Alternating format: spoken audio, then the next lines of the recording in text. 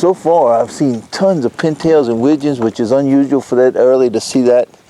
But again, we only have a limited amount of birds down, so it's not going to be great. It's been great for us. We've been limited out every day just about, but I can see the lack of birds. So you really got to be on your toes. But once we get a couple of fronts in here, it's going to load up. That's, you know, the birds are barely even started migrating. You see no migratory flights.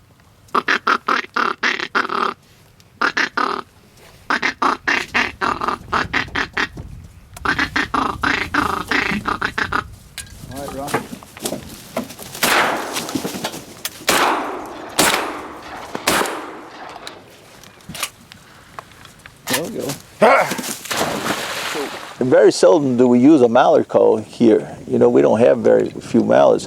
I use it to locate them, to let them know that I'm here. Then once they come, you know, this call we'll call widgeons, pintails, green-winged teal. It'll grow. You do a mallard whistle too. This is very important later in the year because those gadwalls get real shy. Just, you know, when you're sitting there listening to the ducks, that's all they're doing, sitting on there resting. It's very important to have a gadwall call, teal for the blue-winged teals. This is my key. You know, this for widgeon and pintails.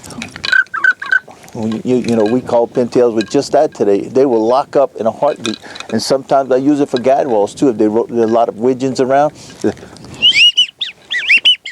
you know, that will get these birds in without. If you start highballing when they coming to you, it's not going to happen. They know. They've seen that 1,000 times before they got to us. So tone it down. Use a whistle a lot. Use a gadwall call. Once you get them to know you're there and circling in, just really tone it down a lot, and you'll kill a lot more birds. We have 184 species here in the wintertime, just birds, you know, counting the ducks. But we killed 18 different species of duck last year, and on any given day you could kill 10 or 12 in a blind. I mean, it's just nice to have canvasbacks and redheads and pintails, and mottled ducks. Everything's here. I mean, green wing and blue wing. We've lost 2,000 square miles of land.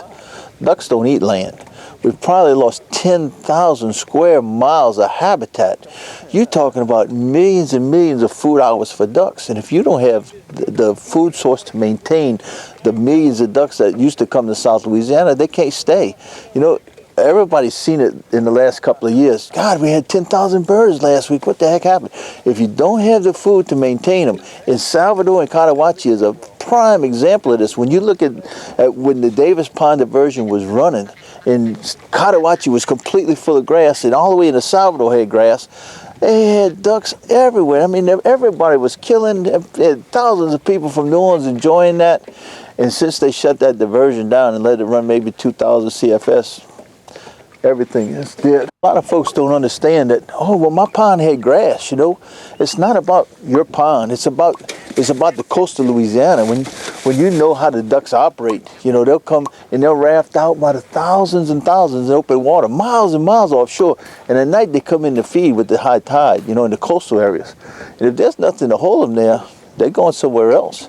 I mean, we have 1 million less ducks wintering in Louisiana the last couple of years than we did back in the 70s when we had fewer ducks. I mean, we got records amounts of ducks, and we wintering 1 million less than we did back when we didn't have ducks. So we should have 3, 4, 5 million more ducks in the state than we have, and we don't have the food to maintain those birds anymore.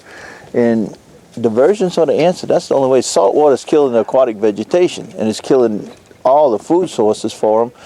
And without that, you know, it's just another reason to have diversion. Not quite as important as the tidal surge and the us living here, but it's pretty important to duck hunt us.